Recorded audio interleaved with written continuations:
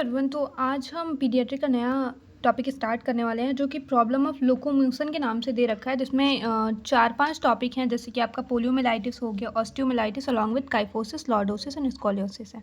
ठीक है, तो वन बाय वन हम देखेंगे। तो सबसे पहले आज हम पोलियोमिलाइटिस की बात करेंगे।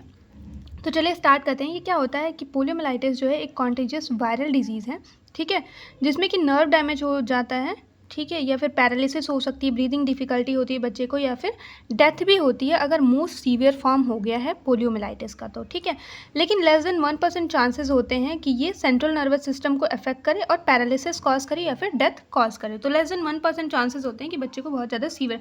खैर इंडिया से तो ये इरेडिकेट हो चुका है, तो ऐसा कुछ है नहीं, बट सिलेबस में है तो इसलिए पढ़ना है। ठीक है, टाइप्स की बात कर लेते हैं। तो 5 तरह का होता है, 4 होते हैं।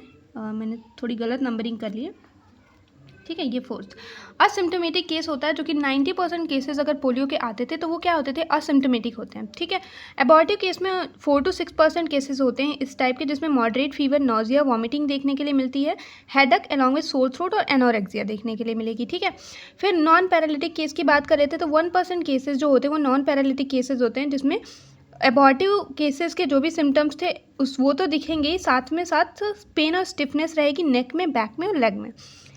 लास्ट जो होता है पैरालिटिक, सबसे सीवियर केस होता है, जिसके चांसेस लेस देन 1% होते हैं, जिसके केसेस जिसमें फीवर, नोजिया, वॉमिटिंग, यानी कि जितने भी एबॉर्टिव केस या नॉन पैरालिटिक में आपने सिम्टम्स देखे वो तो होगे ही, जैसे कि फीवर देखा हमने, नोजिया देखा, वॉमिटिंग देखी, हेडक हो रहा था, सोर थ्रोट हो रहा था, ये सारी चीज़ें दिखेंगी। ठीक है, along with pain and stiffness यहाँ भी दिखेगा, नेक में, लेग में, बैक में, along with tripod sign. Tripod sign से क्या समझते हैं आप, अगर बच्चा उठने की कोशिश करेगा, बच्चा जब उठने की कोशिश करेगा तो क्या होगा, उसके नीज जो होंगे वो फ्लैक्स हो जाएंगे और साथ साथ वो हाथ से टेक लेगा पीछे की तरफ, वो क्या करेगा, सहारा लेगा और वैसे बैठेगा। ठीक है, ट्राइपॉड पोस्चर में देखिए, हाथ से पीछे बेड के पे इसने सहारा लिया है और नीज भी इसकी फ्लैक्स हो गई हैं जब वो उठने की कोशिश या बैठने की कोशिश करेगा। तो ठीक है, फिर कॉजेज़ की बात कर लेते हैं। तो देखिए, पोलियो वायरस टाइप 1 जो कि कॉमनेस्ट कॉज होता है हमारे पोलियो का, पोलियो वायरस टाइप 2, टाइप 3, ये सारे हमारे कॉजेज़ होते हैं। मोड ऑफ ट्रांसमिशन आपका फीड को ओरल रूट हो सकता है, थ्रोट सिक्रीशन हो सकता है पेशेंट का, उसके क्या हो गया है, कांटेक्ट में आ गया बच्चा तो हो सकता है। इंक्यूबेशन पीरियड आपके पोलियो का 7 to 14 डेज होता है। मोस्ट कॉमनली ये आपके एमसीक्यू में पूछ लेते हैं इंक्यूबेशन पीरियड, तो आप ध्यान रखें 7 to 14 डेज का होता है। डायग्नोसिस के लिए आप हिस्ट्री टेकिंग, फिजिकल एग्जामिनेशन कर सकते हैं, CSF एग्जामिनेशन कर सकते हैं, लेकिन CSF में इन्फेक्शन लेस देन 1% चांसेस होते हैं कि हो, उस केस में पैरालिसिस या डेथ हो सकती है, तो उसका हमने देखा कि 1% से भी कम चांसेस होते हैं केसेस के।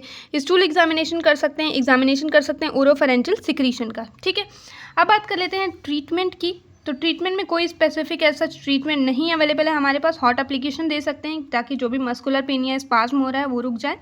मैकेनिकल वेंटिलेशन दे सकते हैं अगर मेंटेन करने के लिए नॉर्मल ब्रीदिंग पैटर्न को, अगर रिक्वायर्ड है तो ट्रैकियोस्टमी कर सकते हैं, ब्रीदिंग डिफ़िकल्टी हो रही है या फिर ब्रीदिंग मैनेजमेंट करना ज़रूरी हो गया तो फिजियोथेरेपी और इमोशनल सपोर्ट बच्चे को ज़रूरत होती है उसकी। ठीक है, फिर प्रिवेंटिव मेजर्स हमारे क्या हैं, तो इनएक्टिवेटेड पोलियो वैक्सीन लगती थी हमारे यहाँ IM, जो कि दिया जाता है 0.5 ml। कब कब दे सकते थे, first, second and third dose जो होता था वो फर्स्ट डोज 6 वीक्स में, सेकेंड डोज आपका 10 वीक में और थर्ड डोज आपका 14 वीक में दिया जाता था। फोर्थ डोज जो होता था वो थर्ड डोज के 6 से 12 महीने के बाद आप दे सकते थे। जो इनएक्टिवेटेड पोलियो वैक्सीन था उसका नाम साल्क टाइप पोलियो वैक्सीन भी है। फिर बात कर लेते हैं सेकेंड प्रिवेंटिव मेजर्स की, तो उसमें आपका आ जाएगा ओरल पोलियो वैक्सीन, जिसमें ओरल देते थे हम 2 ड्रॉप्स को। 0 डोज हम बर्थ के टाइम पे देते थे। First, second, third same as रहेगा इनएक्टिवेटेड पोलियो वैक्सीन की तरह, जैसे कि 6, 10 और 14 वीक पे देंगे। बूस्टर डोज हमारा 16 to 24 मंथ पे दिया जाता था। ठीक है, तो आई होप सो कि टॉपिक बहुत ही ईजी था, तो आपको समझ में आई होंगी सारी चीज़ें। और कोई अगर डाउट रह जाता है या फिर कोई चीज़ जो आपको लगता है कि ऐड करनी चाहिए तो डेफिनेटली आप कमेंट सेक्शन में मेंशन कर सकते हैं। And thanks for watching. एक बार मैं पूरा आपको वो दिखा देती हूँ, कवर पेज। ठीक है, तो यहाँ से आप नोट्स के लिए फ़ोटो क्लिक कर सकते हैं। So thanks for watching.